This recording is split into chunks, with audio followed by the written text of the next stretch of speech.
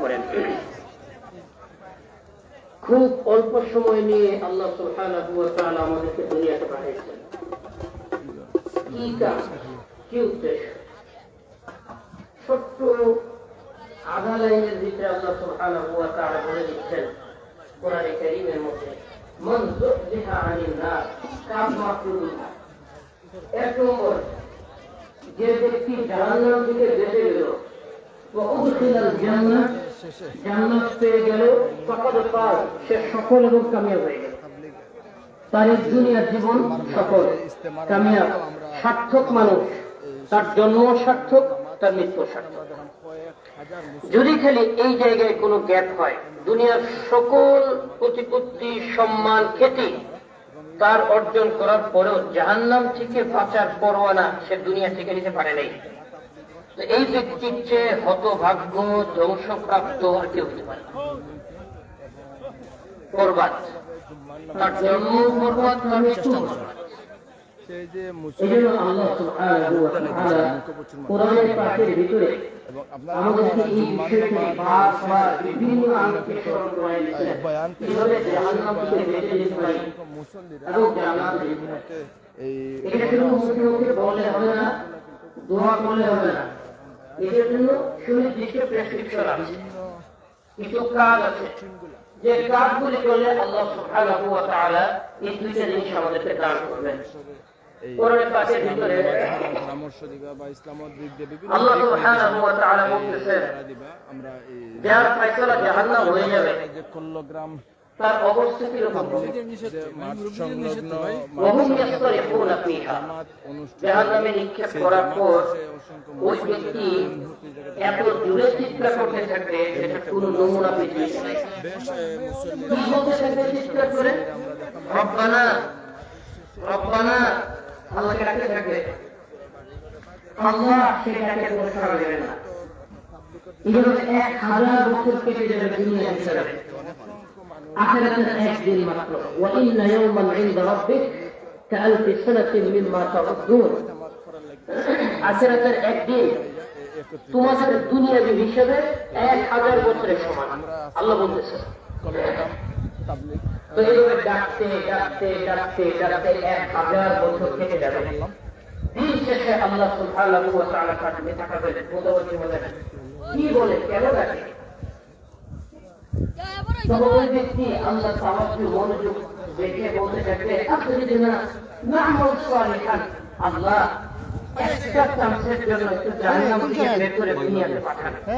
না'মাল সালিহান গায়রা যালিকুম, আগের জিন্দেগি যত গুনাহ, পাপাচার, তোমার অবাধ্যতা, বিভিন্ন ধরনের ভিডিওতে কি করে কাটাইছি, আমরা প্রতিশ্রুতি দিচ্ছি এর পরের জীবনটা তার চেয়ে উত্তম ভাবে কাটাবো, সম্পূর্ণ বিপরীত ভাবে কাটাবো। আল্লাহ সুবহানাহু ওয়া তাআলা বলেন, আওয়ালাম নুআমিরকুম, বান্দা আরেকটা জীবন কেন দিতে হবে? এই জীবনটা কি খুব শর্ট ছিল? কয়েক মুহূর্ত, কয়েক সেকেন্ডের ছিল? আওয়ালাম নুআমিরকুম, আমি কি 60-70 বছরের এত লম্বা একটা সময় তোমাকে দেই নাই? মা ইয়াতাযাক্কারু ফীহি মান তাযাক্কার। ওই যে দেখো জান্নাতীদের সিরিয়াল, সবাই জান্নাতে যাচ্ছে,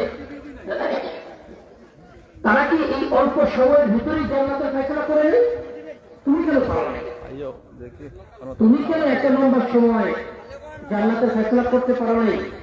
তাযাক্কারা ফীহি মান তাযাক্কার, যার জান্নাতের ফয়সালা করা দরকার ছিল সেটা করে নিচ্ছে। আচ্ছা, ভুলে গেছিলা? হতে পারে মনে ভুলে যায়। কেউ সতর্ক করতে যায় নাই? আল্লাহ প্রশ্ন করবেন, সতর্ক করতে কেউ যায় নাই? তুমি রাস্তায় দাঁড়ায় আছো, এখানে সেখানে সময় নষ্ট করতেছ, তাবলীগের ভাইয়েরা আসে নাই, মাথা পিঠ হাতায় বলে নাই যে ভাই দুনিয়া ক্ষণস্থায়ী, একদিন দুনিয়া থেকে চলে যেতে হবে, আমার যাই কিছু থাকুক, যত শক্তি, ক্ষমতা, সামর্থ্য, প্রতিপত্তি, আধিপত্য সব রেখে মাত্র কাপড়ের কাপড় জড়ায়া চলে যেতে হবে মাটির নিচে। অতএব ওই সময় যেন আমরা ভালো থাকি। দুনিয়ার জিন্দেগি যার যাই কিছু থাকুক, যে কোনো সময় শেষ হয়ে যাবে, আর এরপরের যে জিন্দেগি শুরু হবে এটার কোনো শেষ নাই, অনন্ত অসীমকাল। কামনা আমরা উদাহরণ দেওয়ার জন্য এবং যতটুকু আমাদের উদাহরণ দেওয়ার জন্য বোঝানো হয়েছে আমরা খাদিমপাড়া ইউনিয়ন দুনিয়ার জীবন কতটা সর্বসহযোগিতা ক্ষণস্থায়ী আমরা আর সবাই আখিরাতের মিলে জীবন করব। কত অনন্ত এবং কত এখানে অসীম। খুব সুন্দরভাবে আমাদের এই সিলেটে পুরো পৃথিবীটাকে এবং যদি ছোট বিশ্ব ছোট ইজতেমা সরিষার দানা দিয়ে ভরপুর করে দেওয়া হয়, এই বলিয়ে আমার বক্তব্য 1000 বছর পর পর আসসালামু একটা পাখি এসে একটা করে দানা খায়, তাহলে এই পৃথিবীর সবগুলি দানা শেষ হইতে কতদিন লাগবে? আমরা বলবো ভাই এটা কোনদিন শেষ হবে, কেমনে শেষ হবে?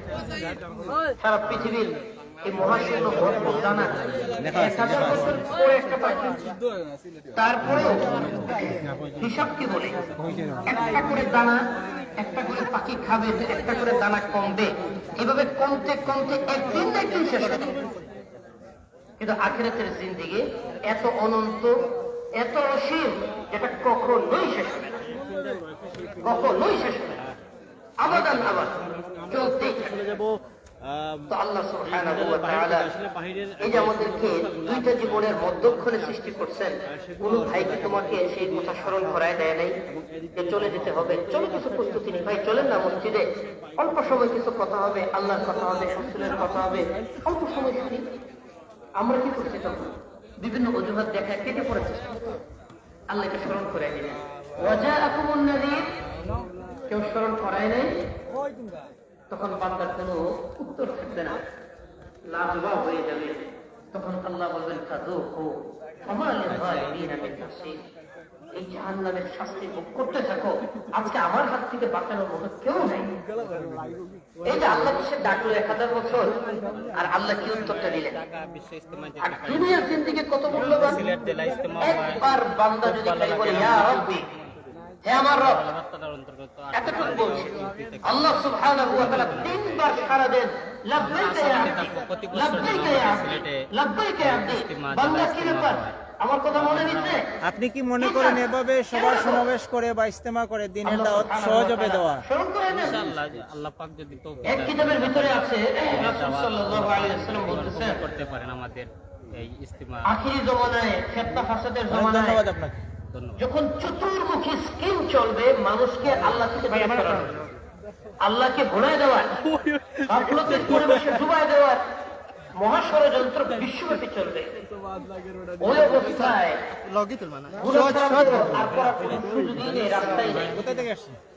এমন কঠিন মুহূর্তে বান্দা যদি একবার খালি বলে ফেলে এখানে কোন উদ্দেশ্য নিয়ে আসছেন? এখানে ইজতেমা করা হয়েছে আল্লাহর এরপরে সে যা ইচ্ছে তাই বলে, আল্লাহ আমাকে মাফ করো, দিন শিকার জন্য, আল্লাহ আমার দিন শিকার জন্য সমস্যা অন্যকে দাওয়াত দেওয়ার জন্য বলছি। এখানে জমায়েত না হয়ে অন্য জায়গায় ঘরে বসে তো দিন শিখা যায়, এখানে কেন? এখানে আল্লাহ আসলে এখানে আসলে অনেক ভালোভাবে করা যায়, অনেকের সাথে একে বলেন ফেরেশতারা, আমল করা যাবে, মনে আছে বাড়িতে আর আমল করা যায় না। এখন পরিচিত অনেক জায়গা ঝামেলা আছে বাসায় নাকি? আমরা কি সারিয়া বা অনেক কাজ কর্ম তোমার সারিয়া প্রতিনিধি হিসেবে যথেষ্ট না? শিকার জন্য বা কেন মানুষকে সৃষ্টি করো? আমল করার জন্য আসছি। নিজে আমল শিখে এখানে অন্যকে গিয়ে দাওয়াত দিতে রক্তপাত ঘটাবে, তাবলীগে আসলে বা দরকার ইসলামের নাই। আমলের যে তখন আমি তোমাদেরকে বলছিলাম ভালো লাগে। নাহনু আ'লামু মা লা তা'লামুন, ফেরেশতারা এত এত অপরাধ তারা করবে ঠিক, আরো কিছু উদ্দেশ্য আমার আছে যেটা আমি জানি তোমরা জানো না। এই যে দেখো, এই যে দেখো, চতুর্মুখী আমার থেকে দূরে সরানোর জন্য যখন ফিতনা ফাসাদের বন্যা সয়লাব হয়ে যাচ্ছে, তখনও আমার বান্দা আমাকে স্মরণে রাখছে। দেখছো, সাক্ষী থাকো, এই বান্দার জিন্দেগির সমস্ত গুনাহকে মাফ করে দিছি, এবং অতীতেও যত গুনাহ করেছে যদি একবার আমাকে ডাকে ওগুলো মাফ করে দেব। আল্লাহও দিয়ে দিলাম তোমাদেরকে সাক্ষী রাখছি। আল্লাহ বলেন আলিমা আব্দি আন্না লাহু রাব্বান, ফেরেশতারা কঠিন সময়েও বান্দারা কি জানে তাদের একজন রব আছে? এতক্ষণে মনে রাখছে সে, আমি এতটুকুর জন্য তাকে মাফ করে দেব। এই হলো দুনিয়া, এই হলো দুনিয়া। একবার ডাকলে এত মূল্যায়ন, এত মূল্যায়ন আল্লাহ করছে। আর এই দুনিয়ার একবার হাতছাড়া হয়ে যায়, 1000 বছর টাকার পর মূল্যায়ন তো দূরের কথা, যে কথাটা বলা হবে কিতাবের মধ্যে লেখে জাহান্নামেও আশা করতে থাকবে একদিন না একদিন হয়তো বাইতে যাবো। আল্লাহকে ডাকতে থাকি, আল্লাহর রহমতে মনে একদিন না একদিন জোশ উঠে যাবে, ফায়সালা হয়ে যাবে, যা তোকে জাহান্নাম থেকে বাঁচায় দিলাম, এটা ভাবতে থাকবে সে। যখন আল্লাহ বলে দিবেন ফাযুকু, জাহান্নামের শাস্তি ভোগ করতে থাকো, ফামা লিয-যালিমিনা মিন নাসীর, এই জালেমদেরকে আমার হাত থেকে বাঁচানোর মতো কেউ নাই, তার মানে এই জায়গা থেকে আমরা আর বাঁচবো না, এই কথাটা যখন বুঝে যাবে, মৃত্যু বলতে যদি কিছু থাকতো তো জাহান্নামের আগুনে যে লোকটা মরে নাই, আল্লাহ এই কথা শুনে মাত্র সে মারা যেত। এত কষ্ট সে পাবে। আল্লাহ থেকে হতাশ। তখন কি করবে? তখন জাহান্নামের যে ফেরেশতা, তার নাম হচ্ছে মালিক, তাকে ডাকতে থাকবে, ইয়া মালিক, ইয়া মালিক, ইয়া মালিক, 1000 বছর। আর জাহান্নামের ফেরেশতাদের যার যে কাজ, তার ওই ইন্দ্রিয়গুলো আল্লাহ চালু রাখবেন, বাকিগুলি তাদের থাকবে না। যেরকম যার পাহারা দেওয়ার দায়িত্ব, পাহারা দিতে চোখ লাগে, দেখতে হয়, হাত লাগে, ঠেকাইতে হয়, ফিরাইতে হয়, পা লাগে, তাকে দাঁড়াইতে হয়, চলতে হয়, তো তার পাও থাকবে, হাতও থাকবে, চোখ থাকবে, কিন্তু পাহারা দেওয়ার জন্য মুখের দরকার নেই, পাহারা দেওয়ার জন্য কানের দরকার নেই, তো ওর কানও থাকবে না, মুখও থাকবে না। আবার যার কাজ হবে পিটানো, মুগুর মারা, ওর চোখও থাকবে না, কানও থাকবে না, মুখও থাকবে না, কারণ ওর দেখারও দরকার নেই, শোনারও দরকার নেই, বলারও দরকার নেই, ওর কাজ তো হাতের, ওখানে পিটাবে। এরকম যার যেটা আছে, যার যেটা দরকার, আল্লাহ শুধু তাকে ততটুকু দিবে। তো মালিককে যে ডাকতেছে, মালিক শুনতেও পারবে না, বলতেও পারবে না, 1000 বছর কাটবে, ইয়া মালিক, ইয়া মালিক, ইয়া মালিক। তো মালিক তো দেখতেছে, তারে বলতে থাকবে, লিয়াকদি আলাইনা রাব্বুক, তোমার রবকে একটু অনুরোধ করো, আমাদেরকে মৃত্যু দেয়া দেয় যেন, আর পারতেছি না, একটু মৃত্যুর দ্বারা এটার একটা শেষ হোক। মালিক উত্তর দিবে না, উত্তর দিবেন আল্লাহ। তখন আল্লাহ কি বলবেন? কালা ইন্নাকুম মাকিসুন, না, কোনো শেষ নাই, এই জায়গায় অনন্ত অসীমকাল তোমাদেরকে থাকতে হবে। লাকাদ জিতনাকুম বিল হক, মনে করো বান্দা, আমি তোমার কান পর্যন্ত, তোমার দোরগোড়ায় হকের আওয়াজকে পৌঁছেছিলাম, আমি কিন্তু পৌঁছেছি। একবারে মানো নাই, আমি আরো একবার পৌঁছেছি, তাও মানো নাই, পৌঁছে গেছি। আজান, কোন দাওয়াত যদি আমাদের কানে নাও পৌঁছে, কেউ নাও আসে, আজানের আওয়াজ কি পৌঁছে নেই? আজান পূর্ণাঙ্গ দাওয়াত। আল্লাহুম্মা রাব্বা হাযিহি দাওয়াতিত তাম্মা, হে আল্লাহ, পরিপূর্ণ দাওয়াতের মালিক তুমি। তাহলে আজান পরিপূর্ণ দাওয়াত, আল্লাহ আজানের আওয়াজও তো পৌঁছাইছে। আল্লাহ বলবেন, আমি আওয়াজ পৌঁছেছি, তুমি মুসলিম হও অমুসলিম হও, তোমার কান পর্যন্ত আল্লাহু আকবার, আল্লাহ শব্দ পৌঁছে নাই। আশহাদু আল্লাহ ইলাহা ইল্লাল্লাহ, লা ইলাহা ইল্লাল্লাহ কানে পৌঁছে নাই। আশহাদু আন্না মুহাম্মাদার রাসূলুল্লাহ, মুহাম্মাদুর রাসূলুল্লাহ শব্দ পৌঁছে নাই, পৌঁছে। ওয়ালাকিন্না আকসারাকুম লিল হাক্কি কারিহুন, কিন্তু তোমরা হকের আওয়াজকে গ্রহণ করো নাই, পরিত্যাগ করছো, সরাই দিয়েছো, মানো নাই। তাদেরকে মনে করছো সেকেলে, পুরানো যুগের, এখন এগুলি চলে, এখনো গাঠি মুসকালিয়া মানুষ হাঁটে, এখন পৃথিবী কত আধুনিক, এগুলি বলে বলে তোমরা সরাই দিছো। আজকে তোমাদের আধুনিকতা কি কাজে আসতেছে? তোমাদের টেকনোলজি কি কাজে আসতেছে? হ্যাঁ, টেকনোলজি কাজে আসতেছে। ওই দিন দেখলাম কোন এক দেশে আত্মহত্যার এক আধুনিক যন্ত্র তৈরি করছে, 1 মিনিটের ভিতরে মারা যাবে, তার কোনো অনুভূতি হবে না, কোনো কষ্ট হবে না। কেমনে বুঝলে কষ্ট হবে না? কেউ মরিয়া আবার জেতা হয়ে আইসা বলছে যে মরছিলাম, কোনো কষ্ট হয় নাই। আল্লাহ তো কোরআনের মধ্যে বলতেছেন, ওয়াজাআত সাকরাতুল মাউতি বিল হক, কোরআনের কথা, সাকরাতুল মাউত, মৃত্যুর যন্ত্রণা, মৃত্যুর কষ্ট মহাসত্য। রাসূল সাল্লাল্লাহু আলাইহি ওয়াসাল্লাম সর্বশ্রেষ্ঠ নবী, সর্বশ্রেষ্ঠ মানুষ, আহাব্বুল খালকি ইলাল্লাহ, আল্লাহ সবচেয়ে প্রিয় বান্দা। রাসূলের ইন্তেকালের সময় মৃত্যুর যন্ত্রণায় কপাল ধরে গেছে। রাসূল বলতেছেন, আলা ইন্না লিল মাউতি লাসাকারাত, মৃত্যু যন্ত্রণা কত কষ্টের, মৃত্যু যন্ত্রণা কত কষ্টের, রাসূল বলতেছেন। তারপরে আল্লাহকে বলতেছেন, ইয়া আল্লাহ, তুমি যদি উম্মতের সকলের জন্য, আমার সমস্ত উম্মতের জন্য মৃত্যু যন্ত্রণার ফয়সালা করে থাকো, তাহলে সব যন্ত্রণা আমার একাকে দিয়ে দাও, আমি একাই সব যন্ত্রণা ভোগ করি, আমার উম্মত বেঁচে যাক, উম্মতকে কষ্ট দেব না। আল্লাহ সুবহানাহু ওয়া তাআলা সান্ত্বনা দিয়ে বললেন, ইয়া রাসূল, না না, উম্মতের সবার কষ্ট হবে না।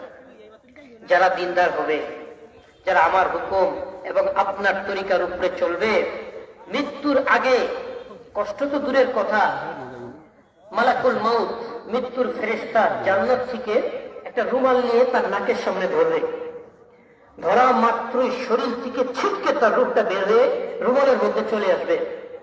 তখন মালাকুল মউত খুব আদরে যত্নে রুমাল দিয়ে রূপটাকে পেঁচায়া আল্লাহর কাছে আমার কাছে নিয়ে পৌঁছায় দিবে, কোনো কষ্ট হবে না তার। আর যে আমার হুকুমের উপরে চলবে না, আপনার তরিকার উপরে চলবে না, তো ডান পায়ের বৃদ্ধাঙ্গুলি থেকে শরীর কেঁচা শুরু হবে। কেঁচা বুঝিবে? ওই যে গ্যান্ডারির রস বানায় না মেশিনের মধ্যে দিয়ে, হ্যাঁ, আখ ঢোকায় দেয়, ওই দিক থেকে পুরা রসটা বের হয়ে যায় আর পুরা সাবাটা আলাদা হয়ে যায়। ওটার আবার 2 বছর করে আবার দেয়, শরীরকে এইভাবে চিপাইয়া তার থেকে রুটে বের করা হবে। রাসূল সাল্লাল্লাহু আলাইহি ওয়াসাল্লাম যদি মৃত্যু যন্ত্রণার স্বীকারোক্তি দিয়ে থাকেন, মৃত্যুর আগ মুহূর্তে পৃথিবীর কে আছে সে মৃত্যু যন্ত্রণা ছাড়া দিয়ে দিবে? আর বলতেছে টেকনোলজির কি বলে এটাকে, মানে গর্ব দম্ভ, যে কেউ টের পাবে না, 1 মিনিটের ভিতরে তার ফাইসলা হয়ে যাবে। আরে বডির উপরে কতটুকু শাস্তি হয়? সামান্য শাস্তি বডির উপরে, মূল শাস্তি তো হয় আত্মার রুহের উপরে। তুমি টেকনোলজিতে রুহকে আলাদা করছো জন্য ভালো মতো পিটানো যায়।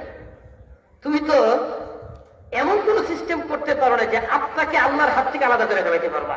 আল্লাহ আত্মা খুঁজে পাবে না, তাইলে বেঁচে যেত লোকটা। হাদিসের ভিতরে আছে, যখন মানুষের লাশ ধোয়ায় তখন লাশ বলতে থাকবে, আস্তে ধোয়াও, আস্তে ধরো, আস্তে টাচ করো। মালাকুল মউত যেভাবে শরীর থেকে রুহকে বের করছে, ওই ব্যথা এখনো রুহে রয়ে গেছে। রাসূল সাল্লাল্লাহু আলাইহি ওয়াসাল্লাম বলছেন, গরম পানি দ্বারা মৃত ব্যক্তিকে ধোয়াও, গরম পানি দ্বারা। কারণ ঠান্ডা পানি লাগা মাত্র একটা আঘাত লাগে, আর গরম পানি যদি একটু আরাম লাগে, তার ব্যথার মধ্যে যদি একটু উপশম হয়, গরম পানি দেও। এই হচ্ছে টেকনোলজির ব্যর্থতা, যে তোমরা মানুষকে ভেঙে দেখাই দিচ্ছ, কিন্তু চিরস্থায়ী জাহান্নামের রাস্তায় তুলে দিচ্ছ তোমাদের সুইসাইড কোডের মাধ্যমে। আল্লাহ হেফাজত করে। তো আল্লাহ সুবহানাহু ওয়া তাআলা ওই মুহূর্তে দেখাবেন যে তোমার কোনো কিছু কোনো কাজে আসতেছে না, কাজে আসতেছে শুধুমাত্র ওই দুনিয়ার অল্প সময়ের দিনের উপরে চলার মুহূর্তটুকু। তখন ফেরেশতা থাকবে, আল্লাহ বলবেন, এবার জাহান্নামের ছাদকে ঢালাই করে দাও, দরজাকে সিলগালা করে দাও, ভিতর থেকে কেউ বের হবে না, বাহির থেকে কেউ ঢুকবে না। আল্লাহর পর্ব শেষ, জাহান্নামের দরজায় দাঁড়ানো সে ফেরেশতার পর্ব শেষ। তৃতীয় পর্ব হচ্ছে শয়তানের। সে ডাকবে, সব জাহান্নামীদেরকে ডাকবে, একত্রিত হোক, মজমা হবে। মজমা হবে, তোমাদের সাথে গুরুত্বপূর্ণ কথা আছে। সবাই যখন চিন্তা করবে যেখানে আল্লাহ পারেন নাই, করেন নাই, ফেরেশতা পারে নাই আল্লাহ থেকে মঞ্জুর করাইতে, ওই জায়গায় শয়তান যার হুকুমে, যার দেখানো রাস্তায় এই পর্যন্ত চলে জাহান্নাম পর্যন্ত পৌঁছে, সে যখন ডাকছে একটা না একটা বিহিত হবে, যাই দেখি কি হয়। শয়তান ওয়াকাল আশ-শাইতানু লাম্মা কুদিয়াল আমর, যখন ফয়সালা চূড়ান্ত হয়ে গেছে, একজন ব্যক্তিও জাহান্নামের মধ্যে এমন গুনাহগার নাই যাকে বাঁচায়া জান্নাতে দেওয়া হবে, এমন একজনও নেই, সবাইকে জান্নাতে দিয়ে দেওয়া হয়েছে। চূড়ান্ত ফয়সালা কমপ্লিট। ওই মুহূর্তে শয়তান ডাকবে, ডেকে কি বলবে? এই একটা কথা যদি ভাই আমরা বুঝতে পারি, আমাদের জিন্দেগীর জন্য যথেষ্ট। শয়তান ডেকে বলবে, ইন্নাল্লাহা ওয়া'দাকুম ওয়া'দাল হক, আল্লাহ যত ওয়াদা তোমাদেরকে করছেন, যত কথা বলছেন, সবগুলি কথা ছিল সত্য, সবগুলি কথা ছিল চূড়ান্ত এবং বাস্তব। ওয়া ওয়া'আদতুকুম, আর আমিও অনেক কথা বলছিলাম, অনেক স্বপ্ন দেখাইছিলাম, অনেক কিছু বুঝাইছিলাম, অনেক কিছু মানাইছিলাম। সাক্ষী থাকো, আমি আজকে ঘোষণা দিচ্ছি, আমার সমস্ত ওয়াদা তোমাদের সামনে আমি বর্ষা করলাম, লঙ্ঘন করলাম। অতএব আজকে থেকে তোমাদের কোনো দায় ভার হবে না। আরো মনে রাখো, আমি শয়তানের কোনো ক্ষমতা ছিল না যে তোমাদেরকে দিয়ে গুনাহ করাই দিব। বাস্তবতা তাই, আজকে গুনাহ কিন্তু আমি আমার থেকে করি।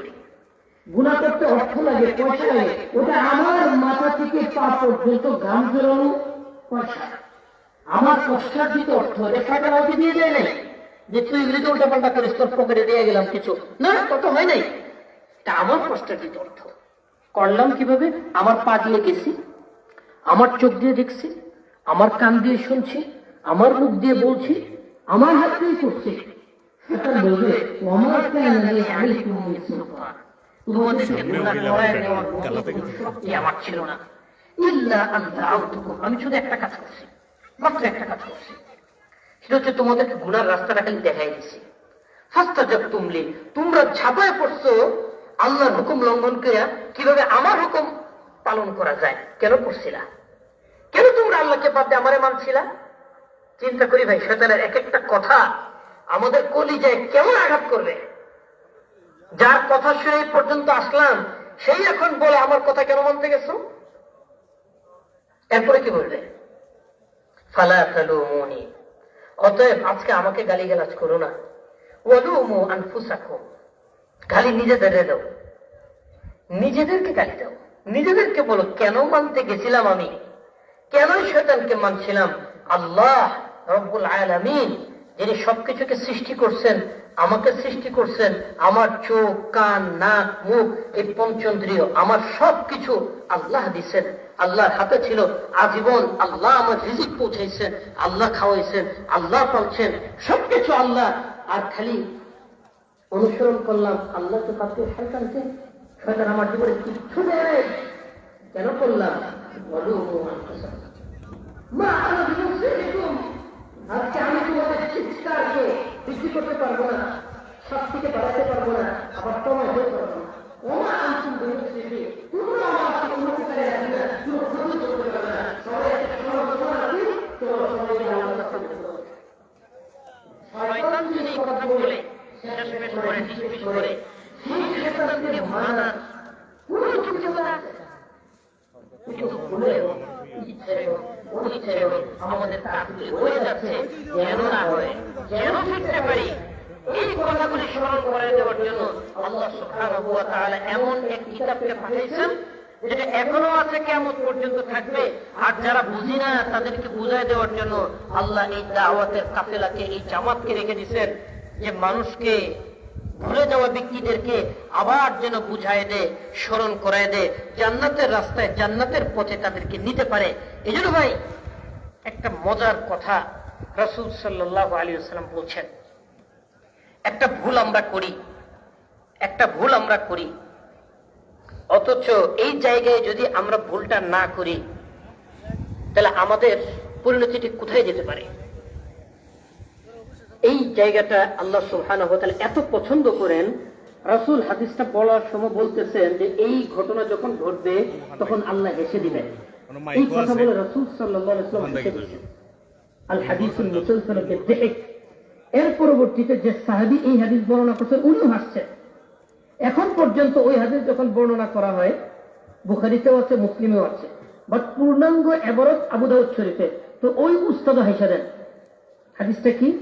আজিবাল্লাহু মিন কওমিন ইয়াদখুলুনাল জান্নাতা মুকাররানিনা বিসসালাসিল, কিয়ামতের ময়দানে কিছু লোকের অবস্থা দেখে আল্লাহ হাসবেন, যাদেরকে শিকল দিয়ে টেনে জান্নাতে নিয়ে যাওয়া হবে, জাহান্নামে না। সাধারণত শিকল দিয়ে টেনে তো জাহান্নামে নিয়ে যাওয়া হবে, কারণ যেতে চাবে না। আর কিছু লোক আছে তাদেরকে শিকল দিয়ে টেনে জান্নাতে নিয়ে যাওয়া হবে।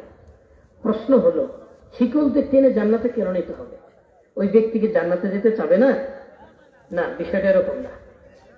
তখনও মিজান কায়েম হবে না, অর্থাৎ নেকি এবং গুনাহ মাপার যে দাঁড়িপাল্লা তখনও কায়েম হয়ে নেই। তখনও আল্লাহ বিচারকের আসনে বসেন নাই। সবাই হাসরের ময়দানে উপস্থিত। কিছুক্ষণ পরে হিসাব নিকাশ শুরু হবে। কয়েকজন ফেরেশতা আসবে মোটা মোটা শিকল নিয়ে, কিছু লোককে বাঁধবে, বেঁধে টানা শুরু করবে।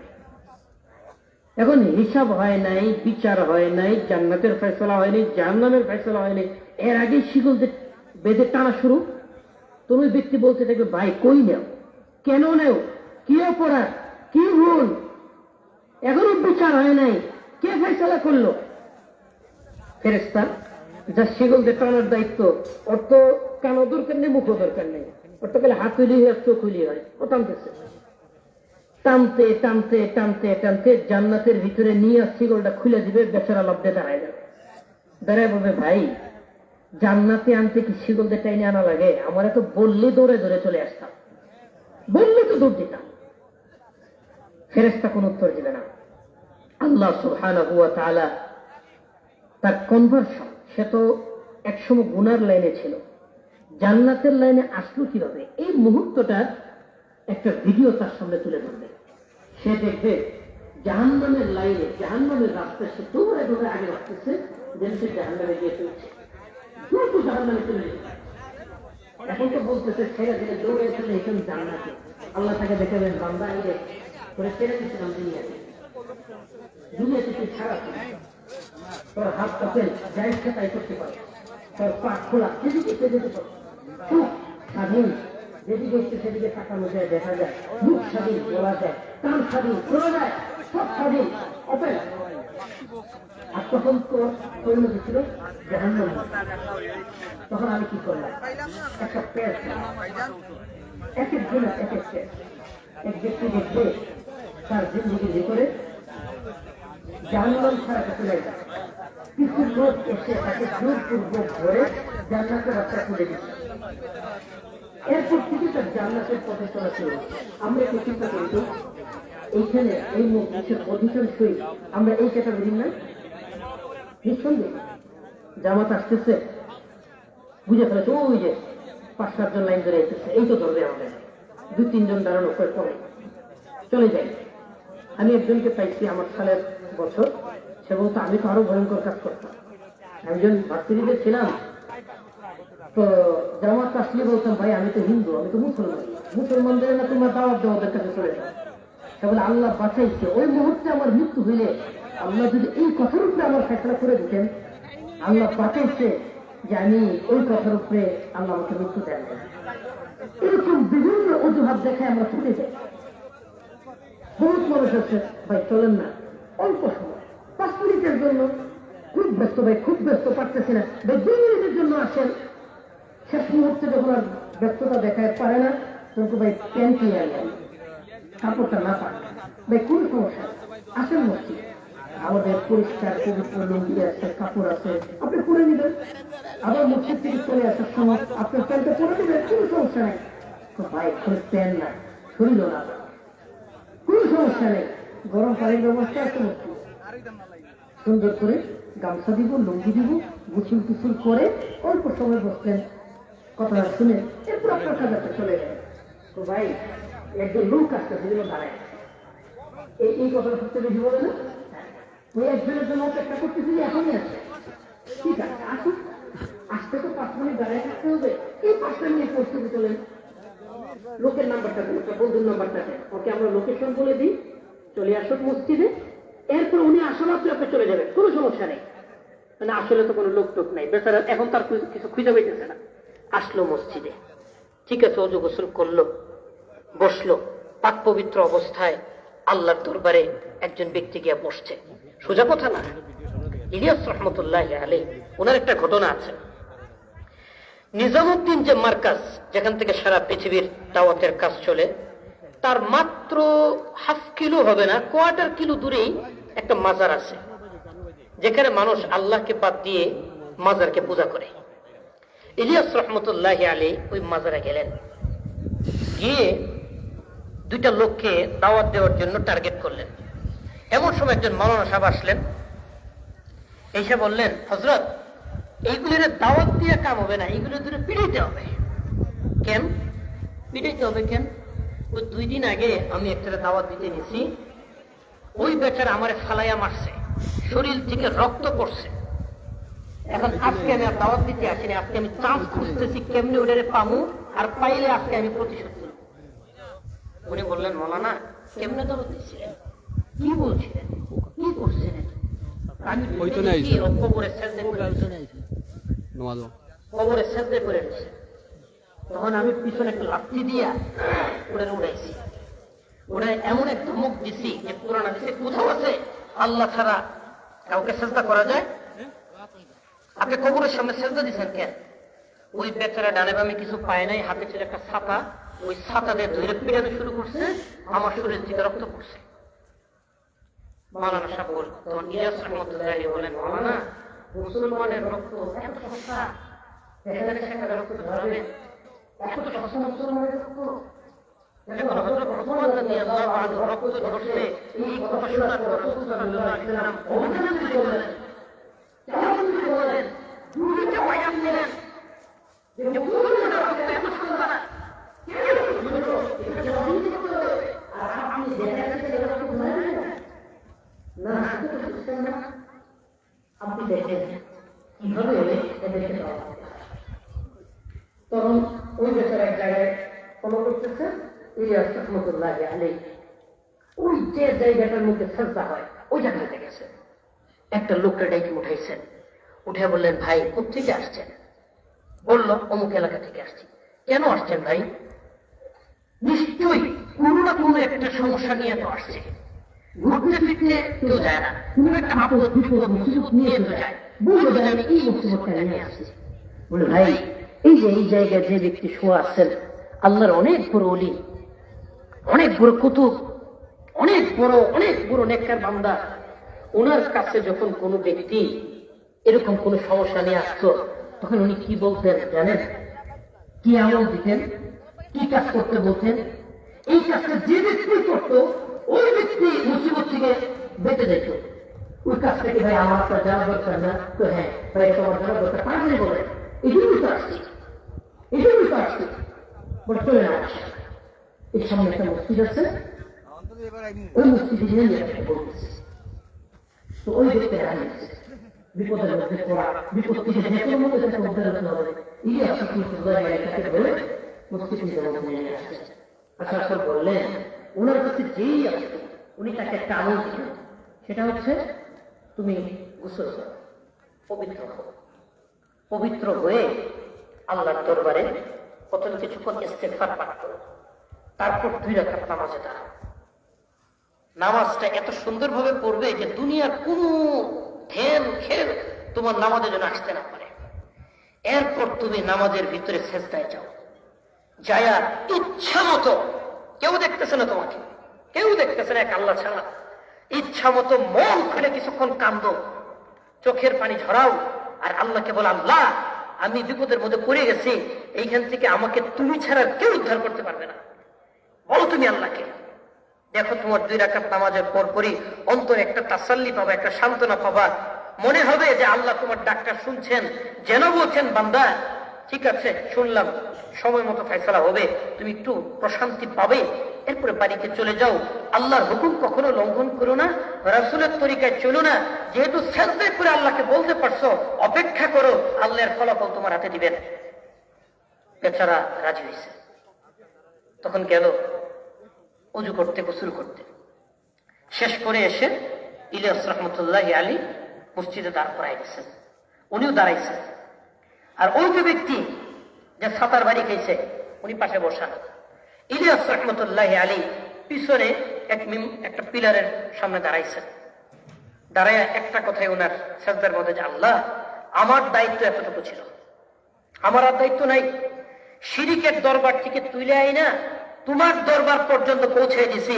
এতটুকু আমার দায়িত্ব এইবার কিভাবে তুমি তাকে ঈমানের পথে ইসলামের পথে ইয়াকিনের পথে ধরে রাখবা এই দায়িত্ব তোমার ওই বেচারা শুনতেছে ঠিকই তাই এই বেচারা এমন কান্না শুরু করছে নামাজের ভিতরে যে দেখলেই বোঝা যায় যে এই কান্না বুকের এই আওয়াজ আল্লাহর আরশ পর্যন্ত পৌঁছে এবং আরশকে কাঁপায় ঠিকই হালত সমাধান হয়েছে কেউ হয় নাই পরের বিষয় এই 2 রাকাত নামাজের পর এতটা আল্লাহমুখী হয়ে গেছে সে ইলিয়াস রহমতুল্লাহ আলাইহির পাশে বসা ওনাকে ছাড়া কোথাও যায় না উনি বললেন এখন তোমার কাজ হলো আরো যত ভাইয়েরা এই জায়গায় সেই জায়গায় আল্লাহ ছাড়া অন্য কোনো মাখলুকের পিছনে ছুটতেছে তুমি তাদেরকে গিয়ে আল্লাহমুখী করো